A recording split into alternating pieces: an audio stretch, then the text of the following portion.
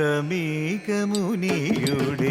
ശാപമേറ്റു സർപ്പദംശ മൃതിശാപം. ശമീകമുനിയുടെ ശാപമേറ്റു സർപ്പദംശ മൃതിശാപം. പരിഭ്രാന്തനായി ഒളിച്ചു പാർത്തു മന്നൻ പരീക്ഷിത്തു കടൽ നടുവിൽ. പരിഭ്രാന്തനായി ഒളിച്ചു പാർത്തു മന്നൻ പരീക്ഷിത്തു കടൽ നടുവിൽ. മന്നൻ പരീക്ഷിത്തു കടൽ നടുവിൽ.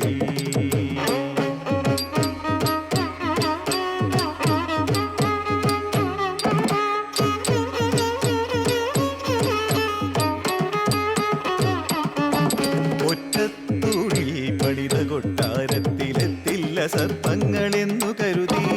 ഒറ്റത്തൂണിൽ പണിത കൊട്ടാരത്തിലെത്തില്ല സർപ്പങ്ങളെന്നു കരുതി.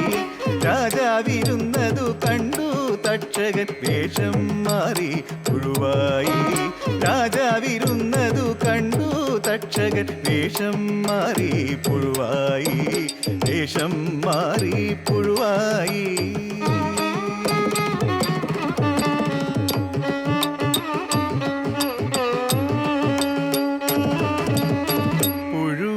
പഴത്തിൽ ഒളിച്ചിരുന്നു രാജഭോജന വേളയതിൽ.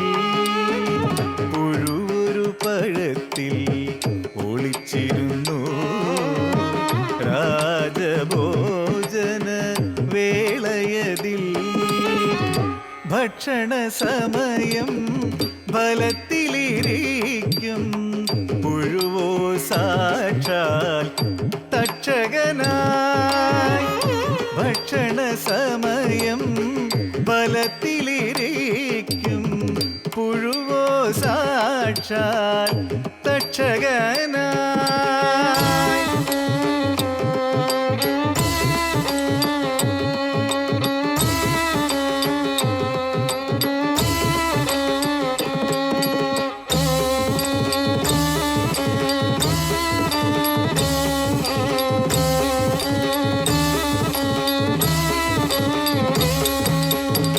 ചുറ്റിവരിഞ്ഞു കൊത്തിക്കൊന്നു വിഷ്ണുപദം പൂകി മന്നവൻ. ചുറ്റിവരിഞ്ഞു കൊത്തിക്കൊന്നു വിഷ്ണുപദം പൂകി മന്നവൻ. വിഷ്ണുപദം പൂകി മന്നവൻ. വിഷ്ണുപദം പൂകി മന്നവൻ. ശ്രേഷ്ഠ ഭാരതം. കൈകേയി ക്രോധാലയത്തിൽ പ്രവേശിച്ചത് എന്തിന്? ഓപ്ഷൻ എ, ദശരഥൻ വരം നിഷേധിച്ചപ്പോൾ. ബി, ദശരഥനെ കൊണ്ട് തന്റെ ഇംഗിതം അംഗീകരിപ്പിക്കാൻ. സി, ഭരതൻ മാതൃരാജ്യത്തേക്ക് പോയതുകൊണ്ട്. ഡി, മറ്റൊരു കാര്യത്തിന്. Your time starts now. B, ദശരഥനെ കൊണ്ട് തന്റെ ഇംഗിതം അംഗീകരിപ്പിക്കാൻ. ദശരഥനെ കൊണ്ട് തന്റെ ഇംഗിതം അംഗീകരിപ്പിക്കാൻ. ലോക്ക് ചെയ്യട്ടെ? ഉറപ്പാണ് അല്ലെ? ശരി, ഫസ്റ്റ് നമുക്ക് ലോക്ക് ചെയ്യാം. ബി, ദശരഥനെ കൊണ്ട് തന്റെ ഇംഗിതം അംഗീകരിപ്പിക്കാൻ. എന്തായിരുന്നു കൈകേയിയുടെ ഇംഗിതം? ഒന്ന്, ഭരതനെ രാജാവാക്കണമെന്നും രാമനെ 14 സംവത്സരം വനവാസത്തിന് അയക്കണമെന്നും. ഓക്കെ, അപ്പൊ ഉത്തരം ശരിയാണെന്ന് ഉറപ്പാണ് അല്ലെ? എന്നാലും നമുക്ക് നോക്കാം. നിങ്ങൾ പറഞ്ഞ ഉത്തരം ശരിയാണ്. Very good. അപ്പൊ ടീം എക്ക് 2 മാർക്ക്. നെക്സ്റ്റ് ക്വസ്റ്റ്യൻ ടീം ബിയോടാണ്. നിങ്ങളുടെ ക്വസ്റ്റ്യൻ ഇതാണ്: ദേഹാഭിമാനികൾക്ക് ദോഷങ്ങൾ എങ്ങനെ വരുന്നു എന്നാണ് രാമായണം പറയുന്നത്? എ, അത്യാഗ്രഹം കൊണ്ട്. ബി, നിരാശ കൊണ്ട്. സി, വിരക്തി കൊണ്ട്. ഡി, രോഷം കൊണ്ട്. Your time starts now.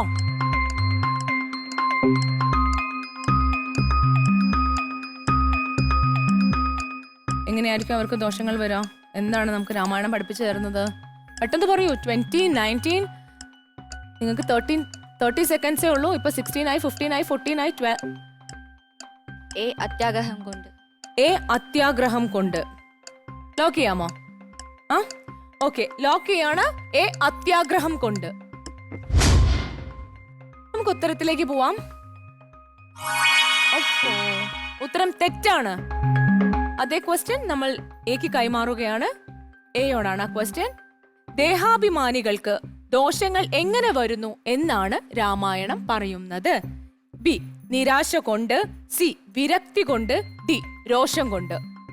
Your time starts now. D രോഷം കൊണ്ട്. ഇതിന്റെ സന്ദർഭം അറിയാമോ? ഞാൻ ലോക്ക് ചെയ്യണോ? ലോക്ക് ചെയ്യാം ഫസ്റ്റ് അല്ലേ? ഓക്കെ, നമുക്ക് ലോക്ക് ചെയ്യാം. ഡി രോഷം കൊണ്ട്. ആ ഒരു സന്ദർഭം അറിയുമോ? ശ്രീരാമചന്ദ്രൻ അനുജനായ ലക്ഷ്മണനെ ആശ്വസിപ്പിക്കുകയാണ്. അപ്പം നിങ്ങൾക്ക് ഉറപ്പാണ് അല്ലെ? ഓക്കെ, നിങ്ങൾ പറഞ്ഞ ഉത്തരം ശരിയാണ്. അടുത്ത ചോദ്യത്തിലേക്ക് പോകാം. അടുത്ത ചോദ്യം ടീം എയോടാണ്. ഇപ്പൊ നിങ്ങൾക്ക് കിട്ടിയിരിക്കുന്ന മാർക്ക് 1 മാർക്കാണ്. ഓക്കെ, ഇനി അടുത്ത ക്വസ്റ്റ്യൻ നിങ്ങളോടാണ്.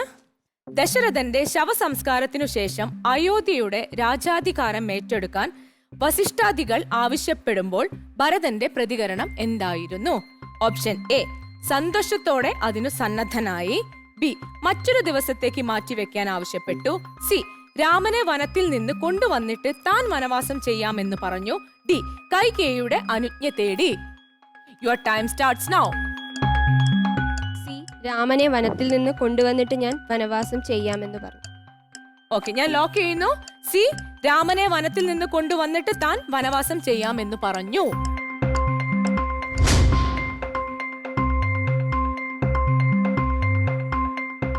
താൻ വനവാസം ചെയ്യാമെന്ന് പറഞ്ഞു അല്ലെ? ഉത്തരം ശരിയാണ്. നെക്സ്റ്റ് ക്വസ്റ്റ്യൻ ടീം ബിയോടാണ്. ഏതു ജീവിക്കും മറ്റൊരു ജീവൻ അവലംബമായിട്ടില്ല, ഏതു ജീവിക്കും പിതാവ് വെറും വിത്തു മാത്രമാണ്. ഇങ്ങനെ പറഞ്ഞ് വനവാസം അവസാനിപ്പിക്കില്ലെന്ന ശ്രീരാമന്റെ ദൃഢനിശ്ചയത്തെ ഇളക്കാൻ ശ്രമിക്കുന്നതാര്? A Jabali, B Kausalya, C നാരദൻ, ഡി വസിഷ്ഠൻ. Your time starts now.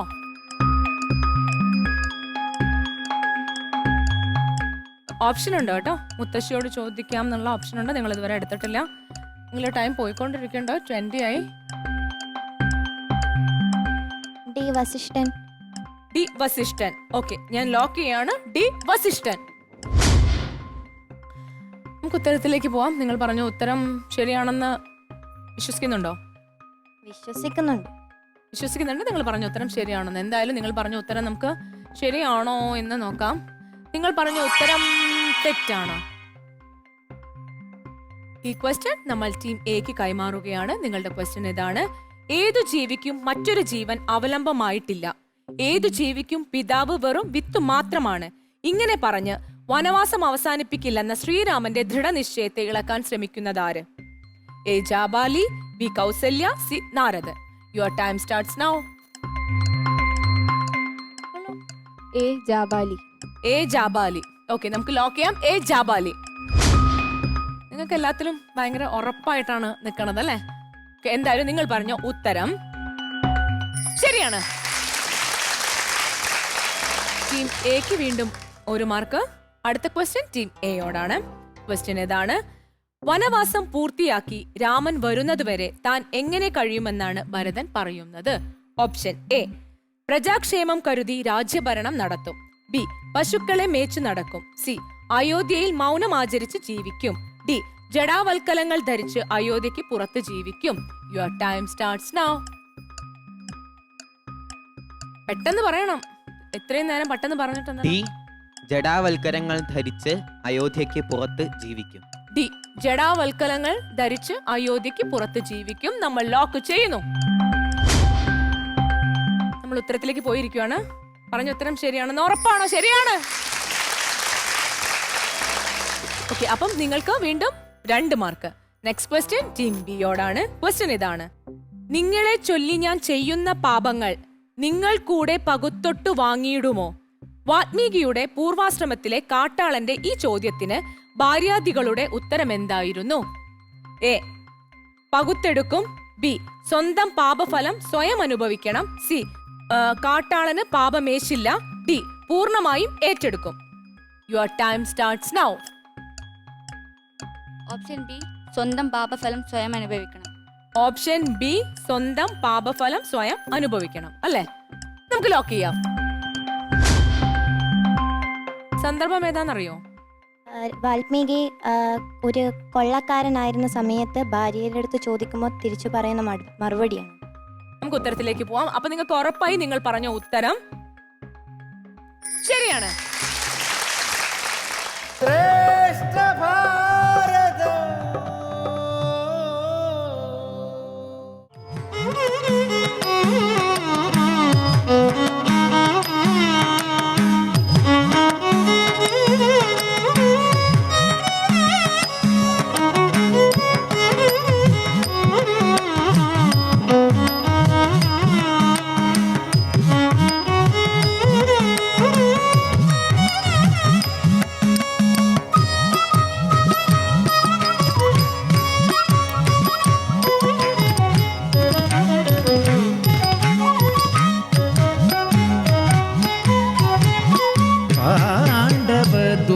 പാണ്ഡവദൂതനായി Madhavan ഹസ്തിനാപുരേ ഗമിച്ചു.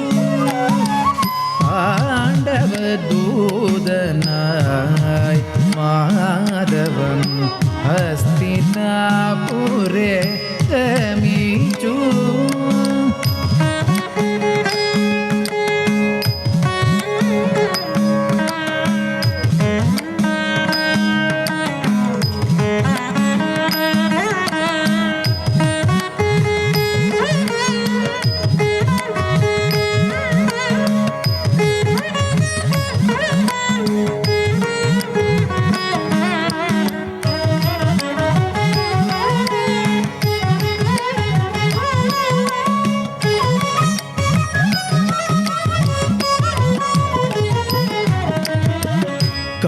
കൗരവസഭയിൽ Duryodhanan നിരാകരിച്ചു വ്യവസ്ഥാപിത.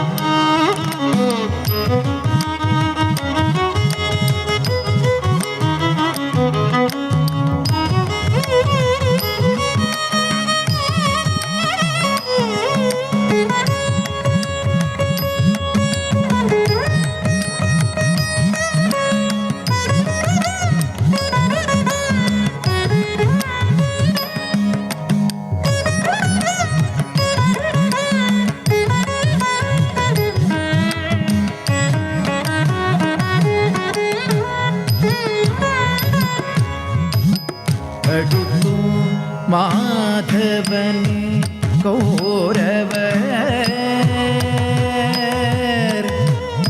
തടുത്തു മാധവനെ കൗരവർ.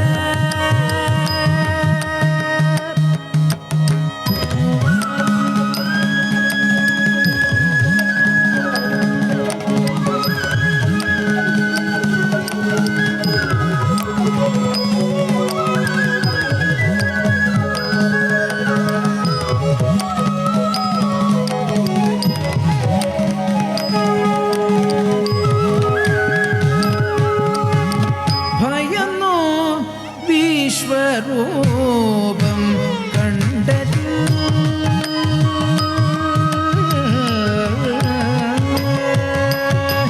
ഭയന്നു വിശ്വരൂപം കണ്ടത്, പതിച്ചു ബോധമറ്റു ഹരചരും നിലച്ചോ സർവരും സഭാതലേ.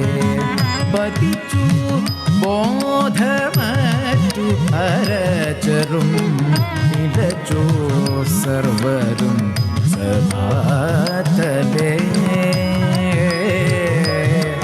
സഭാതലേ സഭാതലേ.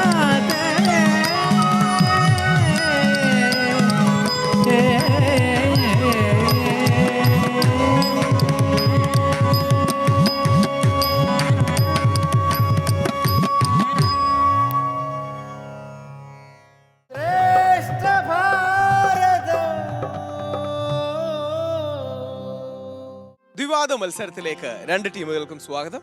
ഇന്നും ഇവിടുത്തെ വാദപ്രതിവാദം, വാദവും മറുവാദവും തമ്മിലുള്ള ആശയയുദ്ധം നടക്കുകയാണ്.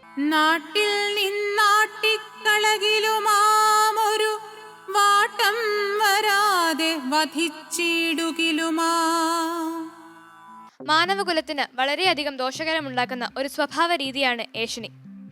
പുരാണേതിഹാസങ്ങളിലും നമുക്ക് ഇത്തരക്കാരെ വളരെയധികം കാണാൻ കഴിയും. ഉദാഹരണത്തിന് മന്ദരയും നാരദനും. രാമായണത്തിൽ തന്നെ മന്ദര എന്നൊരു കഥാപാത്രമില്ലായിരുന്നെങ്കിൽ കഥാഗതി തന്നെ മാറിയേനെ. അതിനാൽ ഏഷണിക്കാരെ ഒഴിവാക്കിയാൽ എല്ലാം ശുഭമാകും. ശരി, എന്താണ് മറുവാദം? ഇവിടെ മന്ദരന്റെ കാര്യമാണ് പറയുന്നത്. അതുകൊണ്ട് മന്ദര ഇല്ലായിരുന്നുവെങ്കിൽ രാമായണം പൂർണ്ണമായി മുന്നോട്ട് പോവുകയില്ലായിരുന്നു. മന്ദര ഉള്ളത് കൊണ്ടാണ് രാമന്റെ അവതാര ലക്ഷ്യം പൂർത്തിയാക്കാൻ പറ്റിയതും. ഇവിടെ മന്ദരയല്ലല്ലോ ഫോക്കസ് ചെയ്യുന്നത്, ഏഷണിക്കാരെ ഒഴിവാക്കിയാൽ എല്ലാം ശുഭമാകും എന്നാ പറയുന്നത്. അപ്പൊ ഏഷണിയും പരഭാഷണവും പരദൂഷണവും ഒക്കെ ജീവിതത്തിന്റെ ഭാഗങ്ങളല്ലേ, അതൊക്കെ മാറ്റിവെക്കാൻ കഴിയുമോ? ഏഷണിക്കാരെ ഒഴിവാക്കിയാൽ ഈ ലോകം നന്നാവുമെന്നാണ് എന്റെ തീരുമാനം. അതിന് ഞാൻ ഉറച്ചു നിൽക്കുന്നു. അപ്പൊ ഒരിക്കലും ജീവിതത്തിൽ ഏഷണി പറഞ്ഞിട്ടില്ല? ഏഷണി പറഞ്ഞിട്ടുണ്ടായിരിക്കാം, പക്ഷെ അത് നല്ലതല്ല. അപ്പൊ ഉണ്ട്. പക്ഷെ രാമായണത്തിന്റെ സന്ദർഭത്തിൽ ഏഷണി ഗുണമല്ലേ ചെയ്തത്? രാമായണത്തിന്റെ സന്ദർഭത്തിൽ ഏഷണി ഗുണമാണ് ചെയ്തത്. പക്ഷേ രാവണനെ കൊല്ലാൻ വേറെ എത്ര മാർഗം ഉണ്ടായിരുന്നു? അപ്പൊ അസ്ത്രം കൊണ്ടല്ല, യഥാർത്ഥത്തിൽ ഏഷണി കൊണ്ടാണ് വധിച്ചത്. അങ്ങനെയാണ്. ഏഷണി കാരണമാണല്ലോ രാമനെ വധിക്കാനുള്ള. രാവണനെ. അപ്പൊ ഏഷണി നല്ലതല്ലേ? അല്ല, നല്ലതല്ല. ഇപ്പൊ അല്ലേ പറഞ്ഞ ഏഷണി കാരണോട് രാവണനെ വധിച്ചതെന്ന്? പക്ഷെ അതിന് വേറെ മാർഗം ഉണ്ടായിരുന്നു. യഥാർത്ഥത്തിൽ ഇതൊക്കെ അവോയ്ഡ് ചെയ്യപ്പെടേണ്ട കാര്യങ്ങളല്ലേ? ഇപ്പോൾ മന്ദര ഇല്ലായിരുന്നുവെങ്കിൽ രാമൻ എന്തായാലും രാമന്റെ അവതാര ലക്ഷ്യം പൂർത്തിയാക്കണമല്ലോ. അപ്പോൾ മന്ദര ഇല്ലായിരുന്നുവെങ്കിൽ രാമന് രാവണന്റെ കൊട്ടാരത്തിൽ ചെന്ന് രാവണ ഞാൻ നിന്നെ വധിച്ചോട്ടെ എന്ന് ചോദിച്ചൂടെ? രാമൻ സമ്മതിക്കുവോ? ശരി, അപ്പൊ ഒരു ചോദ്യം കൂടെ ചോദിക്കാം. അങ്ങനെയാണെങ്കിൽ ഇതെല്ലാം കഴിഞ്ഞ് എല്ലാം ശുഭാപ്തി രീതിയിൽ, അല്ലെങ്കിൽ എല്ലാം ശുഭാവസാനിച്ചതിന് ശേഷം തിരിച്ചു വന്നതിന് ശേഷവും സീതയെക്കുറിച്ച് ഏഷണി പറഞ്ഞ ഒരു അലക്കുകാരൻ കാരണമല്ലേ സീത ഇത്രയും വിഷമം അനുഭവിക്കേണ്ടി വന്നത്? ലവകുശന്മാർക്ക് അച്ഛനെ പിരിഞ്ഞു നിൽക്കേണ്ടി വന്നത്. അപ്പൊ ഏഷണി നല്ലതാണെന്നാണ് അഭിപ്രായം? അല്ല, ഏഷണി ഉള്ളതുകൊണ്ടാണല്ലോ ഇതൊക്കെ മുന്നോട്ട് പോകുന്നത്. ഈ ചോദ്യങ്ങള് നിങ്ങളുടെ നിലപാടിനെ അസ്ഥിരപ്പെടുത്താൻ വേണ്ടി ചോദിക്കുന്നതാണ്. അപ്പൊ നിങ്ങളുടെ നിലപാടിൽ ഉറച്ചു നിന്ന് തന്നെ അത് വാദിക്കണം. അത് വളരെ കറക്റ്റ് ആയിരിക്കണം. നിങ്ങൾക്ക് എന്ത് നിലപാടും ആകാം. ശരി, അടുത്ത ആരാ സ്റ്റാർട്ട് ചെയ്യാൻ ആഗ്രഹിക്കുന്നത്? മന്ദര കൈകയോടെ ഏഷണി പറഞ്ഞതുകൊണ്ടാണ് രാമന്റെ രാജ്യാഭിഷേകം മുടങ്ങിയത്. മന്ദര അങ്ങനെ ഏഷണി പറഞ്ഞില്ലായിരുന്നെങ്കിൽ രാജ്യാഭിഷേകം നടന്നേനെ, അയോധ്യാവാസികൾക്ക് സന്തോഷമായിരുന്നേനെ, രാമായണം മുന്നോട്ട് പോയിരുന്നേനെ നല്ല രീതിയിൽ തന്നെ. പക്ഷേ മന്ദരയുടെ ഏഷണി മൂലമാണ് രാജ്യാഭിഷേകം മുടങ്ങിയത്. ഏത് കാര്യവും വിധിനിശ്ചയപ്രകാരമേ സംഭവിക്കുകയുള്ളൂ. ഈശ്വരന് ഓരോരുത്തരെ കുറിച്ചും വ്യക്തമായ തീരുമാനങ്ങളുണ്ട്. ഈശ്വരഹിതത്തിനെതിരായ ഇമയനക്കം പോലും ഭൂമിയിൽ സംഭവിക്കുന്നില്ല. ഏഷണിക്കാരെ ഒഴിവാക്കിയാലും വരാനുള്ളത് ഈശ്വരൻ ഏഷണി പറഞ്ഞു എന്ന് ഞാൻ പറഞ്ഞില്ല. ഒരു നന്മയിൽ രാവണന് ശാപമോക്ഷം ലഭിക്കാനായി നന്മയ്ക്ക് വേണ്ടിയാണ്. അങ്ങനെയാണെങ്കിൽ എന്ത് ശാപമോക്ഷം ലഭിക്കാൻ, ആർക്ക് വേണ്ടിയാണ് ആ അലക്കുകാരൻ എന്ന് പറയപ്പെടുന്ന വ്യക്തി ഏഷണി പറയുകയും സീതാദേവിക്ക് ദുഃഖം അനുഭവിക്കേണ്ടി വന്നത്? അതും ഏഷണി കാരണമല്ലേ? അതും ഒരു വിധിയാണല്ലോ, അത് നടക്കാൻ വേണ്ടി. അല്ല, അതും സത്യമല്ലേ? ജീവിതത്തിലെ ഇങ്ങനെ കുറെ വിധിയും മറ്റു പല കാര്യങ്ങളും ഉണ്ടെന്നാണല്ലോ നമ്മൾ എല്ലാ ജനങ്ങളും എല്ലാ രാജ്യങ്ങളിലുള്ള വിശ്വസിക്കുന്നത്. അല്ല, ഏഷണിക്കാരെ ഒഴിവാക്കി കഴിഞ്ഞാൽ ശരിക്കും നമ്മുടെ രാജ്യത്തിനും നമ്മുടെ സമൂഹത്തിനും നമ്മുടെ കുടുംബത്തിനും. എപ്പോഴെങ്കിലും ഏഷണി പറഞ്ഞിട്ടുണ്ടോ? ഇല്ല, ഇന്നേ ഒരു ഏഷണി പറഞ്ഞിട്ടില്ല. അത് തന്നെ കള്ളമല്ലേ? എനിക്ക് എന്റെ നിലപാടിൽ ഉറച്ചു നിൽക്കണമല്ലോ. അല്ല, അപ്പൊ അങ്ങനെ പറയുമ്പോൾ നമ്മൾ പറയേണ്ട വാദഗതി, ഞാൻ ഏഷണി പറഞ്ഞു കാണാം, പക്ഷെ ഞാൻ തെറ്റ് ചെയ്തു എന്ന് പറഞ്ഞ് തെറ്റ് ശരിയാകുന്നില്ല. എന്നുള്ള കുഴപ്പമില്ല, നന്നായി പറഞ്ഞു. അപ്പം എന്താ മറുവാദം? എനിക്ക് യോജിക്കുവാൻ സാധിക്കില്ല. ഏഷണിക്കാരെ ഒഴിവാക്കിയാൽ എല്ലാം ശുഭമാകുമെന്ന് നമുക്ക് ഒരിക്കലും പറയാൻ സാധിക്കില്ല. എല്ലാം ശരിയാവും. ഏഷണി ജീവിതത്തിലെ ഒരു ചെറിയ ഭാഗമാണ്. അത് ഒഴിവാക്കിയാൽ ചിലപ്പോൾ സുഹൃത്തുക്കളോടുള്ള പ്രശ്നങ്ങൾ മാറും എന്നൊക്കെ പറയാം. പക്ഷെ എല്ലാം ശരിയാവും പറയുന്നതിന് എന്തർത്ഥം ഉള്ളത്? ശരിയാകും, കാരണം ഏഷണി പറയാണ്ട് നമുക്ക് നല്ലൊരു ജീവിതം നയിക്കാൻ പറ്റും. ഈ ഏഷണി താല്പര്യമുള്ള കാര്യമാണോ? ഒരിക്കലും പിന്നീട് നിലപാടിനോട് യോജിച്ചൂടെ? ഒരിക്കലും ഇല്ല. എന്താ? കാരണം ഞാൻ എന്റെ വാദത്തിൽ ഇപ്പോഴും ഉറച്ചു തന്നെ നിൽക്കുന്നു. സുഹൃത്ത് ബന്ധങ്ങളിൽ ഏഷണി ഉണ്ടായാൽ തന്നെ അതിനെ നമുക്ക് എന്തൊക്കെ വിധത്തിൽ നമുക്ക് അതിനെ മാറ്റിയെടുക്കാൻ പറ്റും. അതാണ് ഏഷണികൾ ഉപേക്ഷിക്കണമെന്നാണ് പറയുന്നത്. അല്ല, ഒരിക്കലും ഏഷണി ഉപേക്ഷിക്കണമെന്നല്ല. ഏഷണി ഉപേക്ഷിച്ചാലും നമ്മൾ ഇപ്പൊ ഏഷണി ഇല്ലെങ്കിൽ പോലും നടക്കാനുള്ളത് സംഭവിക്കുക തന്നെ ചെയ്യും. ഇപ്പോൾ ഇവിടെ പറഞ്ഞതുപോലെ ഏഷണി ഒരു സുഹൃത്ത് ബന്ധത്തിൽ ഏഷണി ഇല്ലെങ്കിൽ പോലും ഒരിക്കലും അല്ല. ഏഷണി ഇല്ലെങ്കിൽ പോലും നമുക്ക് എന്തെങ്കിലും നമ്മുടെ ജീവിതത്തിൽ എന്തെങ്കിലും ദോഷമായി സംഭവിക്കാനുണ്ടെങ്കിൽ ഏഷ്യക്കാരുണ്ടെങ്കിൽ തന്നെ ഉണ്ടെങ്കിലും ഇല്ലെങ്കിലും നമ്മുടെ വിധി എന്താണെന്ന് വെച്ചാൽ അതല്ലേ ശരി, സംഭവം. എന്തെങ്കിലും ഒരു വാദഗതി അവസാനം 30 സെക്കൻഡേ ഉള്ളൂ. എന്തെങ്കിലും ഒരു വാദഗതി കൂട്ടിച്ചേർക്കാൻ നിങ്ങൾ കൈകേയി അടിസ്ഥാനപരമായി നല്ലൊരു സ്ത്രീയായിരുന്നു രാമായണത്തില്. കാരണം മന്ദരയുടെ ഏഷ്യന് മൂലമാണ് കൈകേയി ഒരു ചീത്ത സ്ത്രീയായി മാറുന്നതും ക്രോധാലുവായി മാറുന്നതുമെല്ലാം. മന്ദരയും ഒരു സാധു സ്ത്രീ തന്നെയായിരുന്നു. സരസ്വതി ദേവിയാണ് അവരുടെ നാവിൽ വന്നിരുന്ന് അതെല്ലാം അവരെ കൊണ്ട് പറയിച്ചത്. അത് രാമന്റെ അവതാരോദ്ദേശം നടത്തുവാൻ വേണ്ടിയാണ്. അതുപോലെ തന്നെ സീതാദേവി യഥാർത്ഥത്തിൽ സരസ്വതിയാണ് ശ്രീരാമന്റെ വനവാസത്തിന് കാരണം. ഞാൻ അങ്ങനെ ഒരിക്കലും പറഞ്ഞിട്ടില്ല. കാരണം അത് രാമൻ വനവാസത്തിന് പോയാൽ മാത്രമേ രാവണൻ സീതയെ അപഹരിക്കുകയുള്ളൂ. അങ്ങനെ മാത്രമേ രാവണന്. വളരെ നന്നായി തന്നെ രണ്ടുപേരും വാദങ്ങൾ പ്രസന്റ് ചെയ്തു.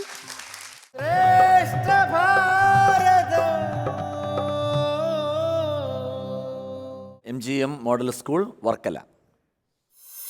യോഗികൾ ചിത്തശുദ്ധിക്കായി എന്തിനെ ഉപേക്ഷിച്ച് കർമ്മം ചെയ്യുന്നു? എ സംഘം, ബി ആഗ്രഹം, സി കോപം, ഡി ജ്ഞാനം.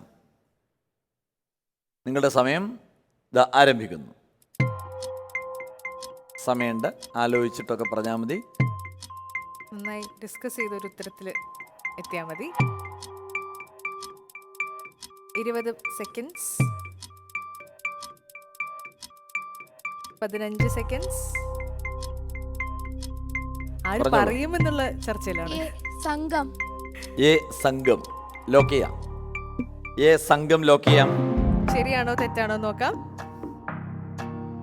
ഉത്തരം ശരിയാണ്.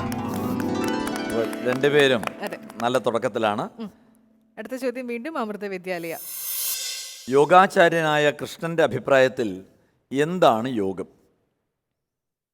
എ ദുഃഖങ്ങളുമായി ചേരാതിരിക്കുന്നത്, ബി ആസനങ്ങളും പ്രാണായാമവും സ്വീകരിക്കുന്നത്, സി ഹഠയോഗം, ഡി ചിത്തവൃത്തി നിരോധം. നിങ്ങളുടെ സമയം ആരംഭിക്കുന്നു. 25 സെക്കൻഡ്സ് ബാക്കി. ആലോചിച്ചൊരു തീരുമാനത്തിലെത്തിയാൽ മതി.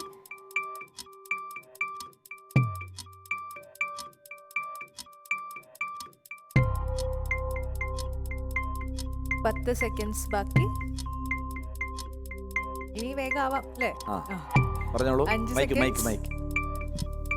പറയൂ 2 1. സി ഹഠയോഗം.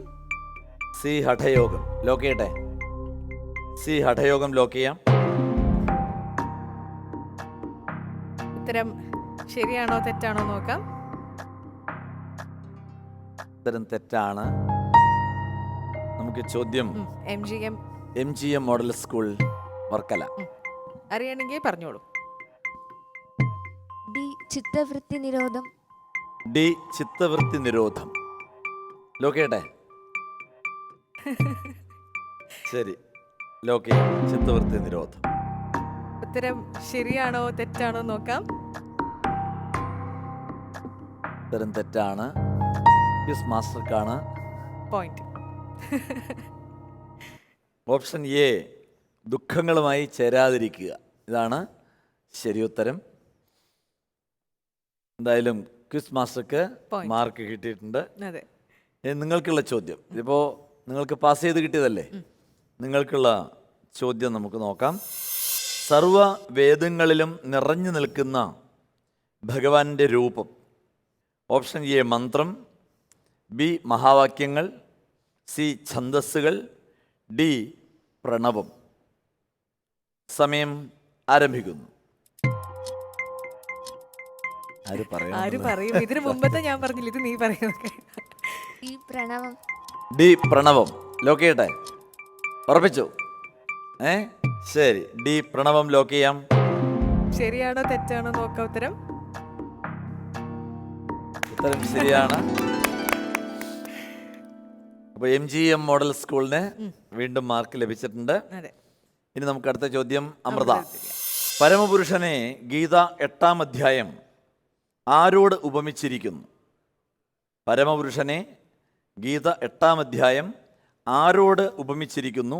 എ സൂര്യനോട്, ബി ചന്ദ്രനോട്, സി അഗ്നിയോട്, ഡി നക്ഷത്രങ്ങളോട്.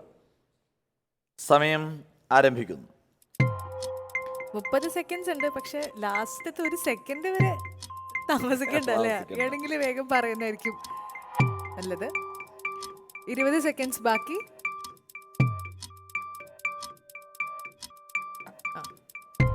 ഓപ്ഷൻ സി അഗ്നിയോട്. ഓപ്ഷൻ സി അഗ്നിയോട്. അവർക്ക് തന്നെ ഒരു സംശയത്തിലാണ്. ലോക്കിയട്ടെ? തീക്കളിയാണെന്നൊക്കെ. അതെ. ഓപ്ഷൻ എ സൂര്യനോട്. ഓപ്ഷൻ എ സൂര്യനോട്. ലോക്ക് ചെയ്യാം. ഉറപ്പിച്ചു. എ ലോക്ക് ചെയ്യാം. ശരിയാണോ തെറ്റാണോ നോക്കാം. ഉത്തരം ശരിയാണ്. എന്ത് തോന്നിയാൽ അവസാന നിമിഷം മാറ്റാനായിട്ട് അവൻ ആദ്യമേ സൂര്യൻ എന്ന് പറഞ്ഞിരുന്നു അല്ലേ? അപ്പൊ ഉറപ്പിച്ചു. അത് വളരെ നല്ലൊരു തീരുമാനമായി. അടുത്ത ചോദ്യം വീണ്ടും MGM മോഡൽ സ്കൂൾ വർക്കല. നിങ്ങൾക്കുള്ള ചോദ്യം ഇതാണ്. നിഗ്രഹിക്കാൻ പ്രയാസമായ മനസ്സ് താഴെ പറയുന്നവയിൽ ഏതിനാൽ നിയന്ത്രണ വിധേയമാകുന്നു? മനസ്സിനെ നിയന്ത്രിക്കുവാനുള്ള ഉപായങ്ങൾ ഏതൊക്കെ എന്നാണ് ചോദിക്കുന്നത്. എ ഭക്തി ഉപാസനകളാൽ, ബി വൈരാഗ്യ അഭ്യാസങ്ങളാൽ, സി യോഗജ്ഞാനങ്ങളാൽ, ഡി സത്യധർമ്മങ്ങളാൽ. സമയം ആരംഭിക്കുന്നു. ബി വൈരാഗ്യ അഭ്യാസങ്ങളാൽ. ബി വൈരാഗ്യ അഭ്യാസങ്ങളാൽ. ലോക്ക് ചെയ്യാം. ബി ലോക്ക് ചെയ്യാം. ഉത്തരം ശരിയാണോ തെറ്റാണോ നോക്കാം. ശരി ഉത്തരാണ്.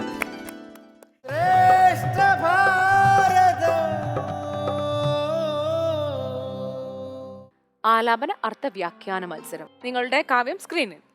എൻ മകനാശു നടക്കുന്ന നേരവും കൽമഷം തീർന്നിരുന്നിടുന്ന നേരവും തന്മതി കെട്ടുറങ്ങിയിടുന്ന നേരവും സമ്മോദമാർന്നു രക്ഷിച്ചിടുവിൻ നിങ്ങൾ. വിശദീകരിച്ചോളൂ ആശയം. കൈകേയിയുടെ വരാഭ്യർത്ഥന കൊണ്ട് കാട്ടിലേക്ക് പോകാനൊരുങ്ങുന്ന ശ്രീരാമൻ തന്റെ മാതാവിന്റെ അനുവാദത്തിനായി മാതൃഗൃഹത്തിലെത്തി. പതിവ്രതയായ അമ്മ അച്ഛന്റെ തീരുമാനത്തെ അനുകൂലിക്കുകയാണ് വേണ്ടതെന്നും തന്നെ സന്തോഷപൂർവ്വം അനുഗ്രഹിച്ച് കാട്ടിലേക്ക് അയക്കുകയാണ് വേണ്ടതെന്നും ശ്രീരാമൻ അമ്മയെ ഉപദേശിക്കുന്നു. കൗസല്യ തന്റെ പുത്രന്റെ അഭ്യുദയത്തിനു വേണ്ടി അല്പം നേരം മുമ്പ് പ്രാർത്ഥിച്ച അതേ ഭക്തിയോടെ സുഖസമ്പൂർണമായ വനവാസം തന്റെ പുത്രന് നൽകണമെന്ന് പ്രാർത്ഥിക്കുന്നതാണ് സന്ദർഭം. ഭഗവത് ഉപദേശത്താൽ ശാന്ത മനസ്കയായ കൗസല്യാദേവി ബ്രഹ്മ വിഷ്ണു മഹേശ്വരന്മാരായ ത്രിമൂർത്തികളെയും ദുർഗാദേവിയെയും ഇന്ദ്രാദി ദിക്പാലകന്മാരെയും വിളിച്ച് സ്തുതിക്കുന്നു. എന്റെ മകൻ കാട്ടിലൂടെ നടന്നു പോകുമ്പോൾ വഴിയിൽ ക്രൂരമൃഗങ്ങളിൽ നിന്നോ ദുഷ്ടരിൽ നിന്നോ പ്രകൃതിക്ഷോഭങ്ങളിൽ നിന്നോ രക്ഷിക്കണമേ. രാത്രിയിൽ സ്വന്തം വനസ്ഥലത്ത് വെറുതെ ഇരിക്കുമ്പോഴും ഒരാപത്തും വരാതെ അവന്റെ കൂടെ തുണയായിരിക്കണമേ. രാത്രിയിൽ ഗാഠനിദ്രയിലായിരിക്കുമ്പോഴും അവന്റെ കൂടെ തുണയായിരുന്നിട്ട് രക്ഷിക്കുമാറാകണമേ എന്നൊക്കെയാണ് പ്രാർത്ഥിച്ചത്. താങ്കളുടെ ആലാപനം സ്ക്രീനിൽ. കസ്യ ദുഃഖസ്യ കോ ഹേതുർജഗത്രയേ കസ്യ ദുഃഖസ്യ വാ കോപി ഹേതുസ്സഖേ പൂർവജന്മാർജിത കർമ്മമത്രേ ഭുവി സർവലോകർക്കും സുഖദുഃഖകാരണം. ദുഃഖസുഖങ്ങൾ ദാനം ചെയ്വതിന്നാരും ഉൾക്കാമ്പിലോർത്തു കണ്ടാലില്ല നിർണയം.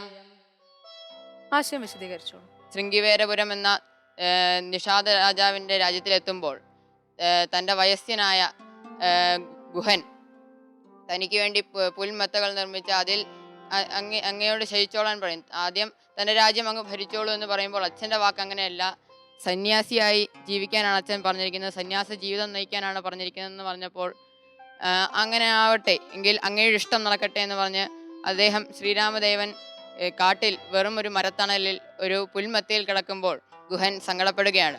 ഗുഹനും ലക്ഷ്മണനും കാവൽ നിൽപ്പുണ്ട്. രണ്ടുപേരെയും രാത്രിയിൽ ഉറക്കം വിളച്ച് അദ്ദേഹത്തെ രക്ഷിച്ചു പോന്നു. അപ്പോൾ ഗുഹൻ ചോദിക്കുന്ന ചോദ്യമാണ്,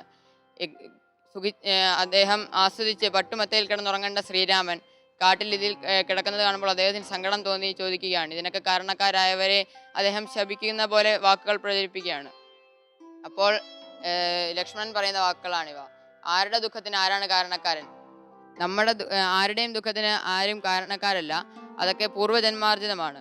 എല്ലാം കഴിഞ്ഞ ജന്മത്തിൽ നിന്ന് വന്നതാണ്. ആരും ദുഃഖസുഖങ്ങൾ ഇപ്പോൾ എൻ്റെ ദുഃഖം വേറൊരാൾക്ക് നൽകി അദ്ദേഹത്തിൻ്റെ സുഖം ഞാൻ ഏറ്റെടുക്കുക, അങ്ങനെയുള്ളൊരു കാര്യം ഈ ലോകത്തിൽ നടക്കില്ല എന്നാണ് പറയുന്നത്.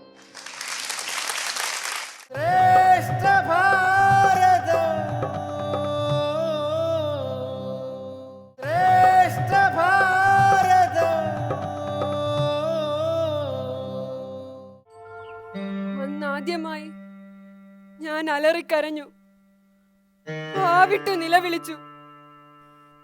എന്റെ പൊന്നോമന പുത്രൻ, പട്ടുശയ്യമേൽ കിടക്കേണ്ട എന്റെ സീമന്ത പുത്രൻ രക്തത്തിൽ കുളിച്ച് ഗദയുടെ പ്രഹരമേറ്റ് തുടയെല്ല് പൊട്ടി ശരീരം നുറുങ്ങുകളായി മണ്ണിലേക്ക് മുഖം കമഴ്ത്തി വെച്ച് കിടക്കുന്നത് കണ്ടപ്പോൾ മാതൃഹൃദയം വിങ്ങിപ്പൊട്ടി. ചുറ്റും വീരയോദ്ധാക്കന്മാർ. ചിലർക്ക് തലയില്ല, ചിലർക്ക് അംഗോപാംഗങ്ങളില്ല, ചിലരുടെ മാറുപിളർന്ന് കുടൽമാല പുറത്തു വന്നിരിക്കുന്നു. ഹോ, ഭയാനകരമായ കാഴ്ച. ചുറ്റും രക്തം തളം കെട്ടിക്കിടക്കുന്നു. രൂക്ഷഗന്ധം. മൃതശരീരങ്ങൾ അഴുകി തുടങ്ങിയിരിക്കുന്നു.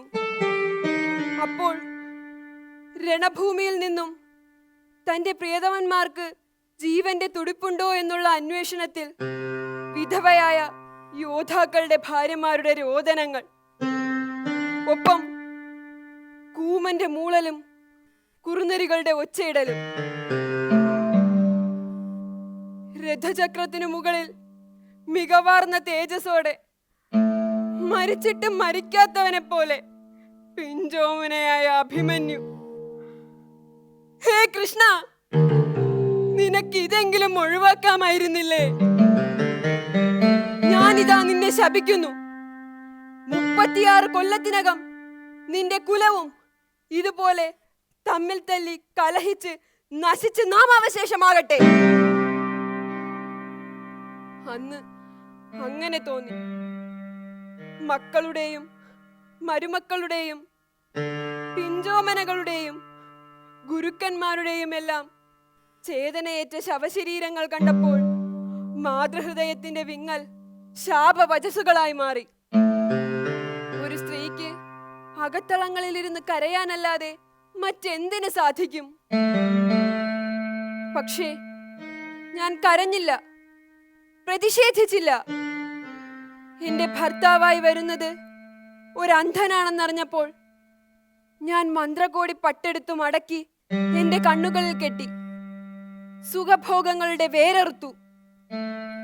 വ്യാസമഹർഷിയോടുള്ള സൽക്കാരത്തിലും സമീപനത്തിലും സന്തുഷ്ടനായി അദ്ദേഹം എനിക്ക് എന്തു വരമാണ് വേണ്ടതെന്ന് അന്വേഷിച്ചു. പണ്ട് മഹാദേവൻ എനിക്ക് 100 പുത്രന്മാരുണ്ടാവട്ടെ എന്ന് അനുഗ്രഹിച്ചിട്ടുണ്ട്. അത് പ്രഥമ ഗർഭത്തിൽ തന്നെ സാധിക്കട്ടെ എന്ന് അദ്ദേഹവും പറഞ്ഞു. എന്റെ വിവാഹശേഷമായിരുന്നു അനുജൻ പാണ്ഡുവിന്റെ വിവാഹം. അതോടനുബന്ധിച്ച് കുന്തി പ്രസവിച്ചു എന്ന വാർത്ത വന്നപ്പോൾ ഗർഭിണിയായിരുന്ന ഞാൻ എന്റെ ജംബത്തിൽ ആഞ്ഞു മർദ്ദിച്ചു. അപ്പോൾ ഊർന്നിറങ്ങിയ മാംസപിണ്ഡത്തെ മഹാമുനി വ്യാസൻ 101 കുംഭങ്ങളിലാക്കി.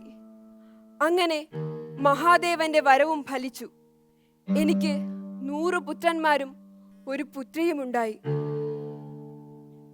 പാണ്ഡുവിന്റെ മരണശേഷം കുന്തിയും പാണ്ഡവരും കൊട്ടാരത്തിലേക്ക് തിരിച്ചെത്തി. അന്നു മുതൽ കുട്ടികളുടെ കുസൃതിയും വാശിയും വെല്ലുവിളികളും ഞങ്ങൾക്ക് രണ്ടുപേർക്കും അതിൽ വളരെയധികം വിഷമമുണ്ടായിരുന്നു. യുദ്ധത്തിനു മുൻപ് യുദ്ധാനുമതിക്കും അനുഗ്രഹത്തിനുമായി എന്റെ മകൻ ദുര്യോധനൻ എത്തിയപ്പോൾ ധർമ്മം ജയിക്കട്ടെ എന്നാണ് ഞാൻ ആശംസിച്ചത്. യുദ്ധത്തിനു ശേഷം പാണ്ഡവർ അനുഗ്രഹം വാങ്ങാനായി എത്തിയപ്പോൾ ഞാൻ ശപിക്കാൻ മുതിർന്നതാണ്. എന്നാൽ തക്ക സമയത്ത് വ്യാസമുനിയുടെ ഇടപെടൽ കാരണം എന്റെ ശാപവചസ്സുകൾ അനുഗ്രഹ വാക്കുകളായി മാറി. അതിനുശേഷം ധർമ്മപുത്രർ അനുഗ്രഹത്തിനായി എൻ്റെ കാൽക്കൽ വീണപ്പോൾ ഈ ഇഴകൾക്കിടയിലൂടെ ഞാൻ കണ്ടു. അപ്പോൾ എൻ്റെ ദൃഷ്ടിനീര് പതിച്ച് അദ്ദേഹത്തിന്റെ കാലിലെ നഖം നീലവർണ്ണമാകുന്നതും ഞാൻ ശ്രദ്ധിച്ചു.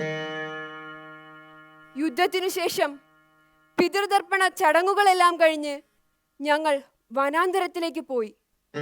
കുന്തിയും ഞങ്ങളെ അനുഗമിച്ചു. അപ്പോഴാണ് ധർമ്മപുത്രർക്കുണ്ടായ സ്വപ്ന ദർശനത്താൽ വ്യാസമുനിയടക്കം എല്ലാവരും എത്തിയത്. അവിടെ വെച്ച് വ്യാസമുനിയുടെ തപശക്തിയാൽ മഹാഭാരത യുദ്ധത്തിൽ വധിക്കപ്പെട്ട എല്ലാ യോദ്ധാക്കളെയും ഗംഗോപരിതലത്തിൽ പുനരുജ്ജീവിപ്പിച്ചു. എന്റെ പതിക്ക് പോലും കാഴ്ചശക്തി തിരിച്ചു കിട്ടി. അങ്ങനെ സന്തോഷത്തോടെ എല്ലാവരും പിരിഞ്ഞു. ഞങ്ങൾ തിരികെ വനത്തിലേക്കും. അന്ന് നല്ല ചൂടുള്ള ദിവസമായിരുന്നു. പകലിനെ പോലെ രാത്രിയിലും വലിയ പ്രകാശം. ആശ്രമത്തിനു ചുറ്റും കാട്ടുതീ ആളിപ്പടരുന്നു.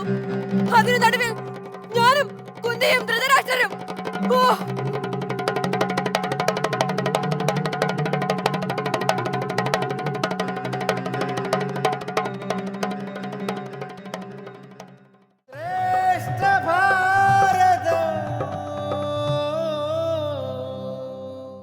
അമൃതേശ്വരിയെ നമഃ.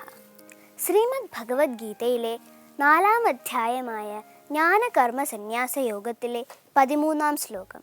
ചാതുർവർണ്ണ്യം മയാ സൃഷ്ടം ഗുണകർമ്മ വിഭാഗശഃ തസ്യ കർത്താരമപി മാം വിദ്ധ്യ കർത്താരമവ്യയം. ഇതിൻ്റെ സാമാന്യ അർത്ഥം ഗുണം, കർമ്മം എന്നിവയിലുള്ള വ്യത്യാസങ്ങളെ അനുസരിച്ച് ബ്രാഹ്മണൻ, ക്ഷത്രിയർ, വൈശ്യർ, ശൂദ്രർ എന്നിങ്ങനെ 4 വർണ്ണങ്ങളെ ഞാൻ തന്നെയാണ് സൃഷ്ടിച്ചത്. അതിൻ്റെ കർത്താവ് ഞാനാണെങ്കിലും കർത്തൃത്വമില്ലാത്ത, മാറ്റമില്ലാത്തവനുമാണെന്ന് നീ അറിയുക. വ്യാഖ്യാനിക്കുകയാണെങ്കിൽ ഭഗവാൻ അർജുനനോട് പറയുന്നു, ഗുണങ്ങൾക്കും കർമ്മങ്ങൾക്കും അനുസരണമായ വർണ്ണങ്ങളെ സൃഷ്ടിച്ചു എന്ന്. ഓരോ മനുഷ്യരും വ്യത്യസ്തരാണ്. ഓരോ മനുഷ്യരും അവരവരുടെ ഗുണങ്ങൾ അനുസരിച്ചാണ് കർമ്മങ്ങൾ ചെയ്യുന്നത്. ഗുണങ്ങൾ എന്നാൽ സത്വം, രജസ്, തമസ്. സൃഷ്ടിയുടെ ഉദ്ഭവത്തിന് കാരണഭൂതങ്ങളായ ത്രിഗുണങ്ങളില്ലാതെ സൃഷ്ടിയിൽ ഒന്നും തന്നെയില്ല. ഗുണം സ്വഭാവത്തെ രൂപപ്പെടുത്തുന്നു. സ്വഭാവം കർമ്മത്തെ സ്വാധീനിക്കുന്നു. പുരുഷ സൂക്തത്തിൽ വർണ്ണാശ്രമ ധർമ്മങ്ങളെ പരാമർശിക്കുന്നത് ഇപ്രകാരമാണ്. വിരാട് പുരുഷന്റെ പാദങ്ങൾ ശൂദ്രരും, വൈശ്യർ തുടകളും, കൈകൾ ക്ഷത്രിയരും, മുഖം ബ്രാഹ്മണനുമായി സങ്കല്പിക്കുന്നു. സമൂഹം നിലനിർത്താൻ 4 ആശ്രമധർമ്മങ്ങൾ അനിവാര്യമാണ്. സത്വഗുണ പ്രധാനിയായ ബ്രാഹ്മണന് ശമം, ദമം, തപസ് എന്നീ മുഖ്യ കർമ്മങ്ങളാകുന്നു. രജോ ഗുണപ്രധാനിയായ ക്ഷത്രിയന് ശൗര്യം, തേജസ് എന്നീ കർമ്മങ്ങൾ. കൃഷി, കച്ചവടം എന്നീ കർമ്മങ്ങൾ ശൂദ്രരും വൈശ്യരും, ശുശ്രൂഷ പ്രധാന കർമ്മമായി ശൂദ്രനും വിഭാവനം ചെയ്തിരിക്കുന്നു. മനുഷ്യലോകത്ത് സൃഷ്ടിച്ച വർണ്ണവ്യവസ്ഥയിൽ നിന്നും അതിൻ്റെ ഫലങ്ങളിൽ നിന്നും ഭഗവാൻ മുക്തനായി തന്നെ ഇരിക്കുന്നു. അതിൽ നിന്നുണ്ടാകുന്ന കർമ്മങ്ങളുടെ കർത്തൃത്വം ഭഗവാനില്ല. ഭഗവാനെ അത് സ്പർശിക്കുന്നുമില്ല. ഏത് വർണ്ണത്തിൽ ജനിച്ചാലും ആത്മബോധം ഉണർത്തിയെടുക്കുവാനുള്ള വഴി ഭഗവാൻ ഇവിടെ കാണിക്കുന്നു. ഒന്നുകിൽ ദേഹാഭിമാനം ഉപേക്ഷിച്ച്, അതായത് ജാതി, കുലം, വർണ്ണം, ആശ്രമം എന്നിവ ഉപേക്ഷിച്ച് ആത്മാവിനെ അറിയാൻ ശ്രമിക്കുക. അല്ലെങ്കിൽ വർണ്ണങ്ങളിൽ തന്നെ നിന്നുകൊണ്ട് വാസനാക്ഷയം വരുന്നതുവരെ കർമ്മങ്ങൾ ചെയ്ത് ആത്മബോധം ഉണർത്തിയെടുക്കുക. ചാതുർവർണ്ണത്തിൻ്റെ അടിസ്ഥാനത്തിൽ ഒരു സാമൂഹിക വ്യവസ്ഥ ആദിയിൽ ഉണ്ടായിരുന്നില്ല. എങ്കിലും പിന്നെ അതൊരു വ്യവസ്ഥയായി സമൂഹത്തെ മുന്നോട്ടു നീക്കി. സമബുദ്ധി, സമഭാവന ഇവയിലൂടെ സമൂഹത്തെ നയിക്കാൻ പ്രയാസകരമാണ്. കാരണം ദേഹാഭിമാനമുള്ള വ്യക്തികൾ ഉൾപ്പെട്ട സമൂഹം ജാതി, മതം, വംശം, രാജ്യം എന്നിവയിൽ ഏതെങ്കിലും ഒരു വിഭാഗത്തിൽ ഉൾപ്പെട്ടു തന്നെ സമൂഹം മുന്നോട്ട് നീങ്ങുകയുള്ളൂ. ദ്വിജന്റെ ജീവിതവും തപസ്സും വിശ്വത്തിന് ക്ഷേമം നൽകുവാനുള്ളതാണ്. നിസ്വാർത്ഥ ജീവിതം നയിക്കേണ്ട ബ്രാഹ്മണൻ തൻ്റെ ധർമ്മം മറക്കുമ്പോൾ വൈദിക ധർമ്മം അധപ്പതിക്കുന്നു. വേദങ്ങൾ പ്രതിപാദിക്കുന്നത് വർണ്ണാശ്രമ ധർമ്മങ്ങളെയാണ്. വേദങ്ങളാണ് നമുക്ക് പ്രമാണം. വേദാർത്ഥ സാരമായ ഗീതയിലും ഭഗവാൻ ഇതുതന്നെയല്ലേ പറയുന്നത്? ക്ഷത്രിയനായ വിശ്വാമിത്രൻ തപസ്സുകൊണ്ട് രാജർഷിയും പിന്നീട് ബ്രഹ്മർഷിയുമായി. രാജസുഖങ്ങൾക്കു നടുവിൽ സന്യാസ ജീവിതം നയിച്ച ജനക മഹാരാജാവ്. ചണ്ടാലവൃത്തിയിൽ കഴിഞ്ഞ് രത്നാകരനിൽ നിന്നും മഹാജ്ഞാനിയായി മാറിയ വാൽമീകി മഹർഷി. ബ്രാഹ്മണ കുലത്തിൽ ജനിച്ചിട്ടും മഹാജ്ഞാനിയായിട്ടും കർമ്മങ്ങൾ കൊണ്ട് അസുരനായി അധപ്പതിച്ച രാവണൻ. എത്രയെത്ര ഉദാഹരണങ്ങൾ! ഏതു വർണ്ണത്തിൽ ജനിച്ചാലും ഗുണകർമ്മ സ്വഭാവങ്ങളുണ്ടെങ്കിൽ നമുക്ക് ഉയരാൻ സാധിക്കും. ഒരിക്കൽ കൈലാസത്തിലെത്തിയ നാരായണന്റെ വാഹനമായ ഗരുഡനോട് മഹാദേവന്റെ കഴുത്തിൽ കിടക്കുന്ന വാസുകി ചോദിക്കുന്നു, സൗഖ്യമാണോ എന്ന്. ഗരുഡൻ പറഞ്ഞു, എല്ലാവരും അവരവരുടെ സ്ഥാനത്തിലിരുന്നാൽ എല്ലാവർക്കും സൗഖ്യം തന്നെ എന്ന്. മഹാദേവന്റെ വാഹനം കാള, പാർവതീദേവിയുടെ സിംഹം, ഗണേശന്റെ മൂഷികൻ, സുബ്രഹ്മണ്യന്റെ മയിൽ. ബദ്ധശത്രുക്കളായ വിരുദ്ധ സ്വഭാവങ്ങളുള്ള മൃഗങ്ങൾ കൈലാസത്തിൽ ഒരു കുടക്കേടിൽ സമാധാനത്തോടെ, സ്നേഹത്തോടെ, ഐക്യത്തോടെ ജീവിക്കുന്നു. ശരിയായ അറിവ് ഏതു വൈരുദ്ധ്യങ്ങൾക്കും അപ്പുറമാണ്. ആ അറിവുണ്ടെങ്കിൽ വ്യത്യസ്തതകളും വൈരുദ്ധ്യങ്ങളും സമൂഹത്തിന് സൗന്ദര്യവും ശക്തിയും ഐക്യവും നൽകുന്നതായി നമുക്ക് കാണാം. ഓം ലോകാഹ സമസ്താഹ സുഖിനോ ഭവന്തു. ഓം അമൃതേശ്വരിയേ നമഃ.